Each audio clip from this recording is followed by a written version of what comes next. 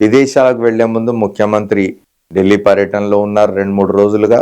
ఆయన ఢిల్లీలో కాంగ్రెస్ కేంద్ర కార్యాలయం ప్రారంభోత్సవానికి వెళ్ళినారు. ఆయన, ఉప ముఖ్యమంత్రి, ఇతర మంత్రులు.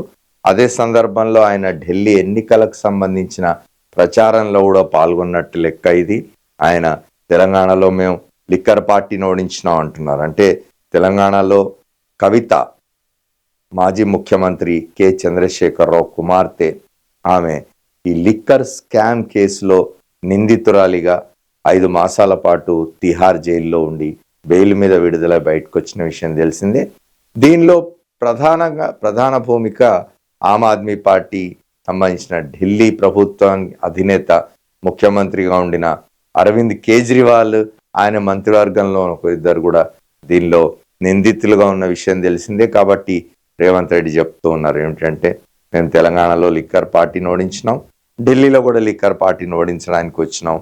భారతీయ జనతా పార్టీ, ఆమ్ ఆద్మీ పార్టీ రెండు కూడా ఢిల్లీలో కాలుష్యానికి, రాజకీయ కాలుష్యాన్ని కూడా తోడు చేసినాయని చెప్పి ఆయన వ్యంగ్యోక్తులు వీసినారు. దానికి సంబంధించిన వార్త